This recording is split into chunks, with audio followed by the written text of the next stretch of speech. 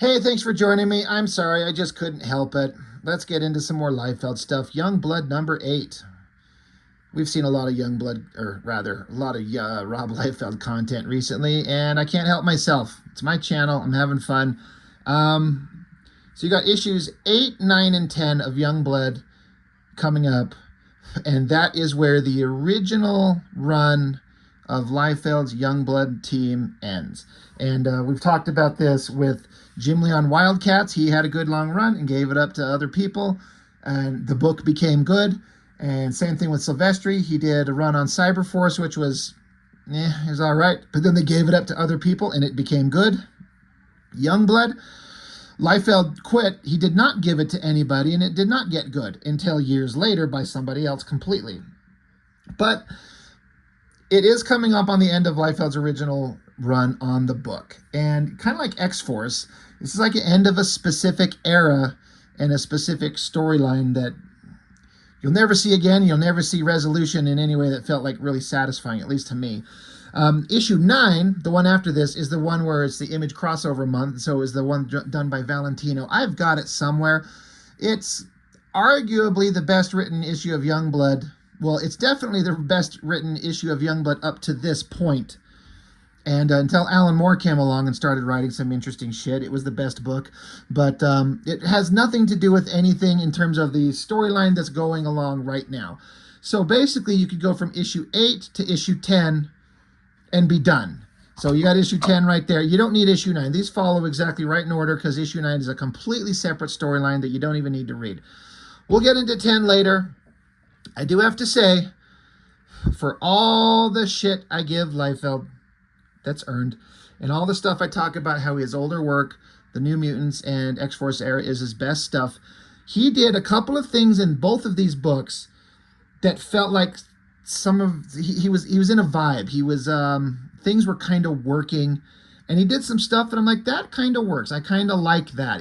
He was a little bit more on his game than ever before, to his credit. So, and I don't hate this cover at all. It's standard Liefeld shit in as much as it's a guy, well, everyone standing, coming at you screaming. Screaming, screaming, screaming, screaming, and then robot things. Lots of energy, lots of movement. We got up front center, we got the Australian guy, Night Saber. He's there to kick some ass because he loves a good fight. We're supposed to act like he's meaningful and we give a shit, and we know nothing about him. His defining characteristic is that he's Australian and he's new. And that's all we know about him. I feel like he was supposed to be kind of like a Gambit kind of character. You know, Gambit comes along, got an accent, fights with the staff. It's kind of a cocky asshole. Well, that's just him. But instead of Cajun, we got Australian. Whatever. So the story is basically the same story that's been in every Youngblood comic ever. The team went to fight some big, faceless, stupid bad guy, and things don't go well, so another team has to show up and jump out of a jet and join the fight, and they all have to get together and start fighting, punching, shooting, punching, fighting. So it's the same fucking thing that it always has been, but it's been slowly built up in a way over the last couple issues. Team Youngblood, well, I don't know if it was Team Youngblood, just some of the other members, I don't fucking know.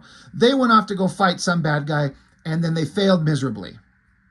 So then an alarm goes off, and so now the other team has to go find them and rescue them. So in the last issue, Badrock was up on a mountain skiing, and he ended up finding that stupid overt kill from Spawn.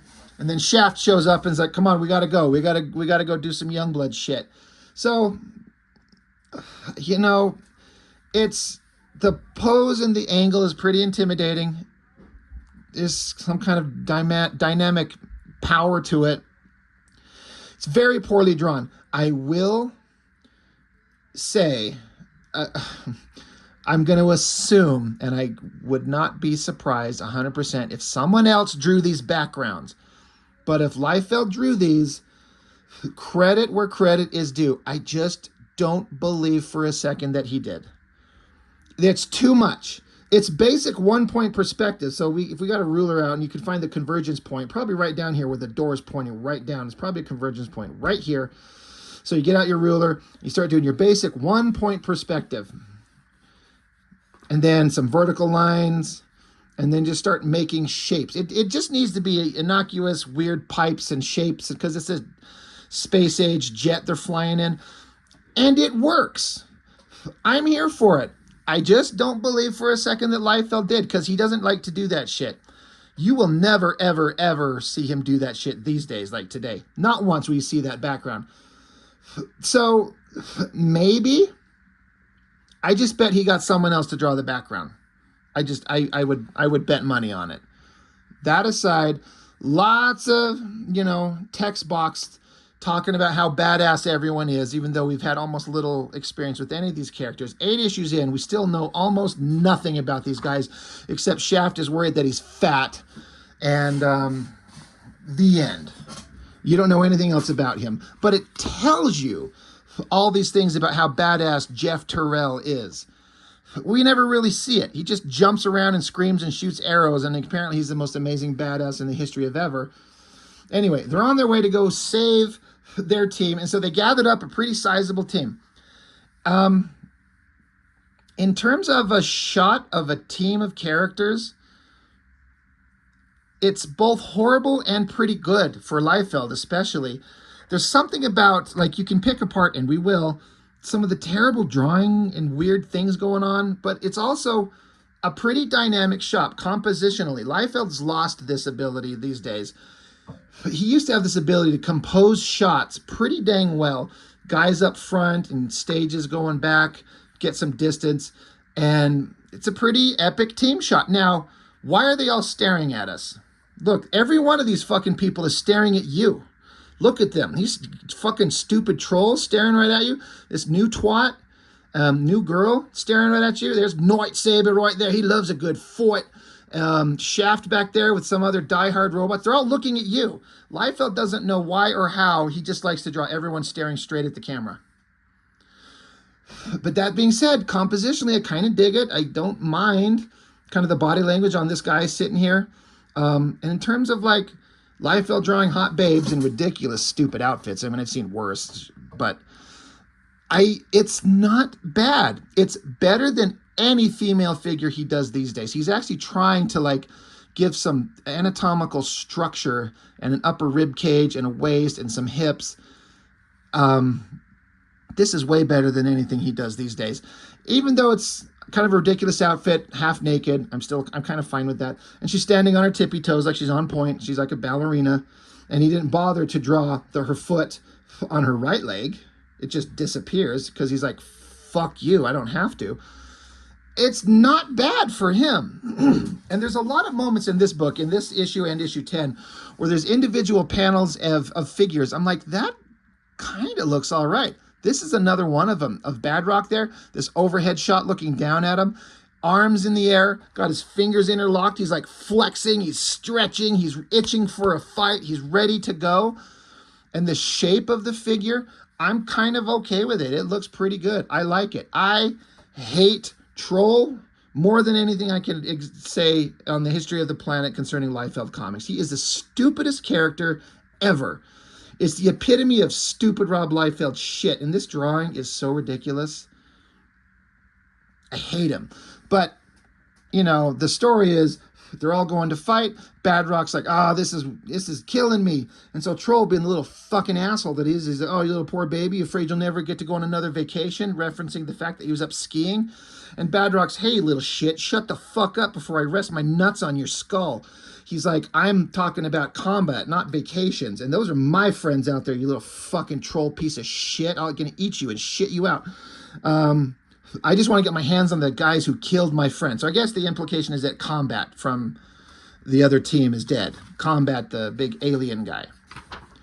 So then Troll's like, why don't you shut your mouth, Badrock? And Shaft tells them all to shut the fuck up. And then he got this new guy. They haven't even said his name. I know what it is, but they introduce him. They're like, oh, there's two new guys from the blood pool. and then a couple of prototypes from the rapidly accelerating Die Hard 3000 program. So there's 1, 2, 3 Die Hard robots. Just giant Die Hard looking, faceless, nameless, functionless, stupid robot things. Okay, that's fine. But this guy's name is Task. He's basically the new Shatterstar. And you got this girl, Silence. You know how you had Psylocke? It's Psy meaning mental abilities, but her name is Silence. Guess what she doesn't do? She doesn't talk. Oh, it's so clever. Her name is Silence. But the new guy is like, hey, you guys are all worried about this battle we're going into. It's like, you know, we're on the team. We're new, but we'll handle ourselves just fine. And so you got Australian Nightsaber here. He's like, oi, you testicle. Why don't you go choke on some pig vomit? And the new Shatterstar character, Task, he's like, oh, I'm not trying to start a debate. All I'm saying is we're Youngblood, right? We've got the training, the experience. We're going to take out these guys. And Shaft's like, I mean, that's the plan. And so Task is like, oi. He's like, are there going to be black people and Puerto Ricans? Because I want to fight them. And Shaft's like, oh my God, shut up, Nightsaber. I hate you. Meanwhile, we cut to, oh yeah, it'd been built up in the previous issue, Chapel. There's probably some storylines going on, probably in Team Youngblood, where there's actually some structure and some storytelling going on. Building up with Chapel and him. He's got some evil plans he wants to get going on. He wants to track down Spawn. So we cut to Liefeld doing his best to do a Todd McFarlane kind of shtick with the homeless bums and dramatic lighting and dynamic cape design and energy spewing from Spawn's eyes, and he fails in every way possible. But he's just hanging out. I'm surprised he's not crying, because that's what Spawn does. Spawn sits in the alleyways and cries. And everyone's laughing, and he just kind of walks off. And they have to have the colors put in some kind of city backgrounds, because all Liefeld does is draw Spawn and his cape, and then just ends the alley wall right there, and it's just blank. The color is throwing in more background. So this bum guy, he's like telling a story about whatever. He's just telling a story. They're all laughing because, you know, people that live on the streets are the salt of the earth, and they're just awesome.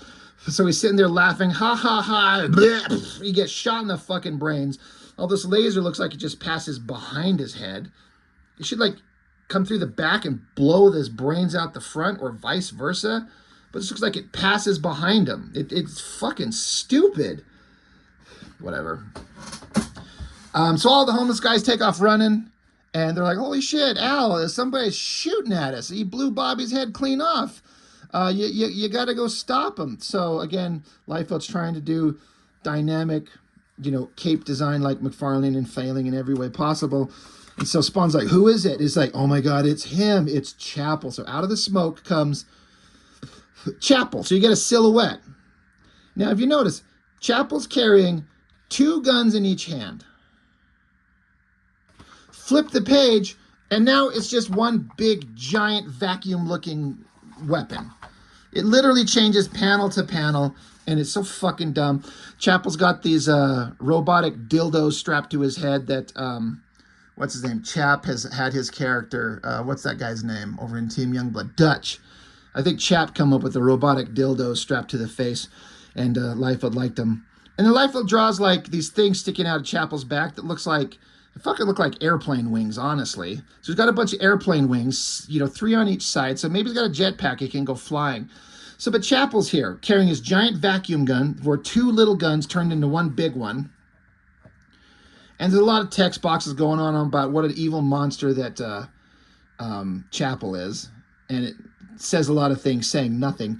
And then, so Spawn, he's like, stop it, Chapel, this isn't right. If you came here for a fight, keep it between me and you. Leave my friends out of it. It's hard to take a design as epic as Todd McFarlane's Spawn and make him look like a crying bitch pansy. And Liefeld does it almost in every panel with Spawn. He fails in every way possible.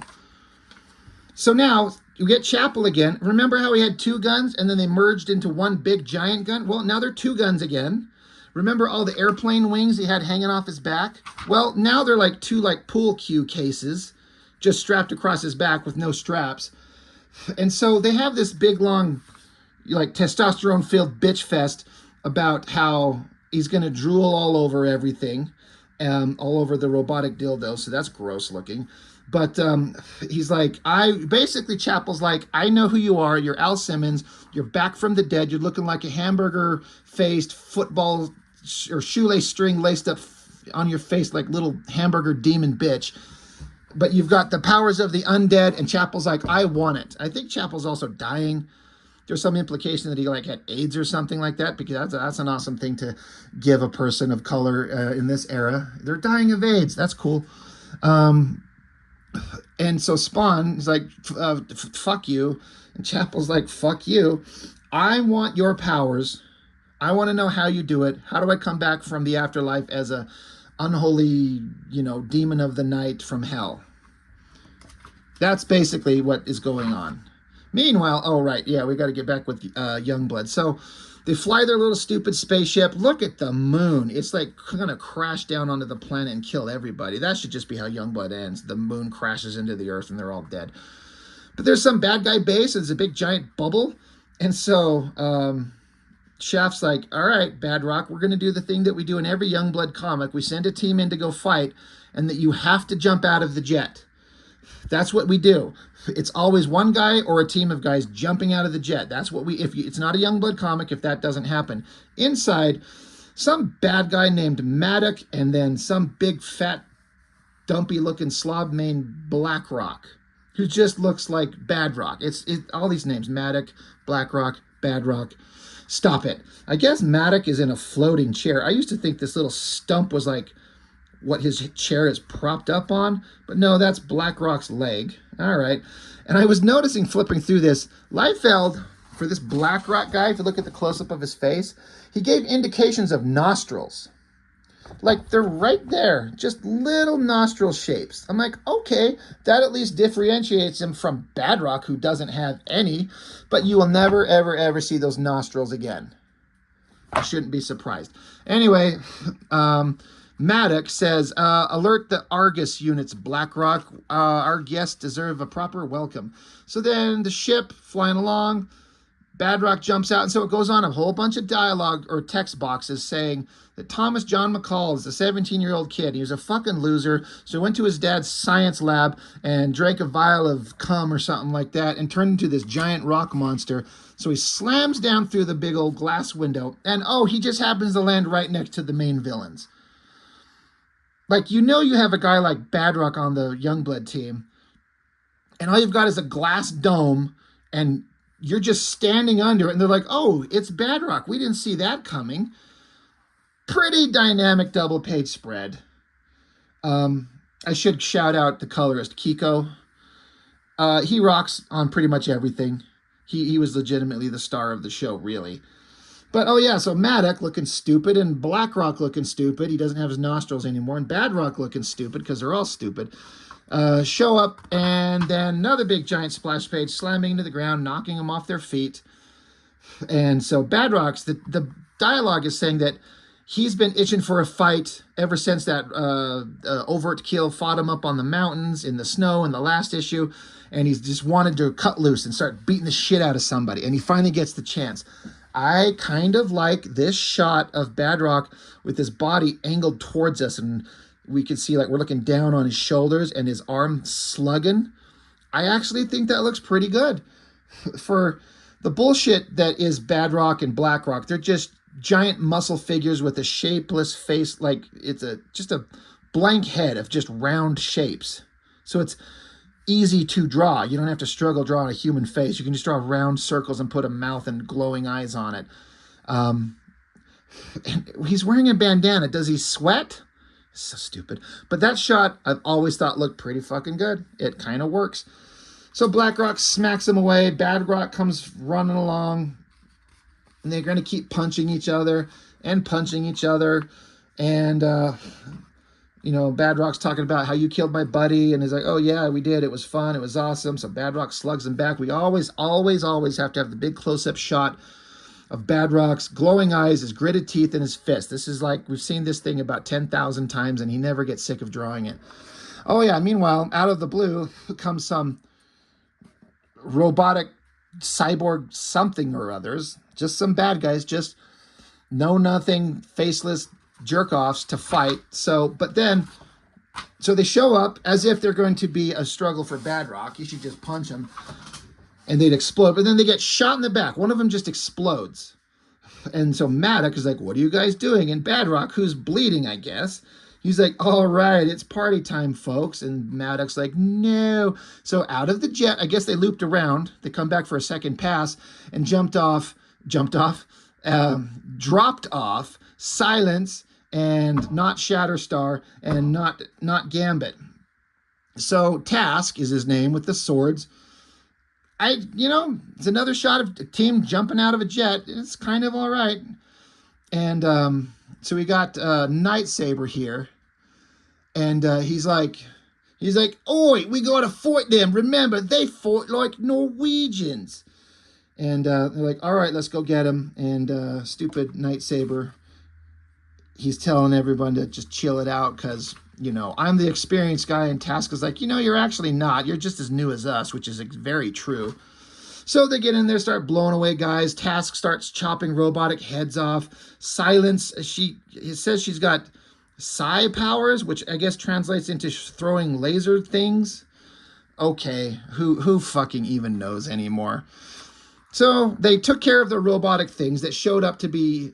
They showed up to do nothing except get their asses kicked by the other members of the team. This is all by the numbers, like, these guys need to fight faceless nobodies, and these guys need to fight faceless nobodies. So they dispatch of all these robot things, and then... So now Nightsaber's like, what's it going to be next, you fairies? And bad guy talks some shit, and so then they just take this panel right here of Nightsaber, and they zoom in on his face. They just copy, paste, and zoomed in. It's the same drawing, just zoomed in. I don't know why. Liefeld loves to draw the same fucking face, repeating over and over and over, just getting closer. I guess he was lazy today. Lazy today. Oh, and then up on some corner somewhere, there's looks like a fucking bird foot, like a claw from a bird, stepping down, and it's talking, says, well, you see there, jerky, that all depends on exactly where everyone's favorite werewolf fits into the scenario. So there's Sabretooth. I don't think this is the first time we've seen Warwolf. I think he showed up earlier in Team Youngblood. It's just Sabretooth. And why are we just... It's fucking stupid. Whatever. It's Warwolf. So to be continued in Youngblood number 10. Oh, epilogue. Cable. We've got Cable. He's on a boat. He's wearing a cape. He's got Rambo's little head bandana on and a glowing eye, and he's thinking about all the shit that he's going to do because he's evil. Okay. Sure. I'd like to slow it down for a minute. All joking aside. In issue 6, I think it was, when Liefeld came back from his little sabbatical, this issue, at the end of it, he did a really tender, really sweet proposal to his wife. And he says, hey, just in case anybody was wondering, she accepted. She's going to be my wife. And he couldn't be happier. And he is still married to her to this day, 3 decades later, however long it is. Legitimately, I think that's sweet. Good for him. Good for her. They've got 3 kids. 3 kids, I think. He's very proud of them. He loves them. He loves his wife. He loves his family. He'll never, ever, ever talk shit on the man for that. I'll talk shit on his art. Never about this, and I actually think it's really sweet. So congratulations to him 3 decades later. Your wife said, she says, I will, I do, let's get married. And congratulations to them. For real. And then letters pages and whatever. And then Youngblood Year 1. I don't think that ever happened. Okay, Mortal Kombat 2 ad. Great. Okay. Youngblood issue 8. It's equal parts of, like, there's some stuff that sucks and other things I'm like, that's kind of good. I went over it all. There's certain poses, certain angles, certain moves that the characters are doing. And it continues to have the same kind of equal kind of energy in this book. It kind of has some good stuff in there. So he kind of got some of his mojo back. His mojo. He'd lost a lot of it. I don't think he even knew he did. And he got some of it back, and it was kind of working here. So it's not terrible. It's kind of fun. It's kind of almost what Liefeld's stuff always should have been. If he doesn't want to work on Marvel characters and have his ones that he owns, this run where he's writing his own characters and there's a more cohesive storyline rather than the Youngblood miniseries, which had no cohesive storyline of any type and went nowhere and did nothing. This is a better version of what Liefeld was trying to be, and I guess what he should be. And it's the closest thing to like things working as well as they could be outside of Marvel. For Image, this is the closest he's ever come to cohesiveness and legitimate fun action adventure stuff. So it's not bad. Maybe the second best stuff he's ever done. Anyway, Youngblood number 8. We'll get to number 10 where Chapel blows his head off, that famous shot, and we'll talk shit on that all day. So I guess that's all I've got for now. Thank you for watching. I will see you next time.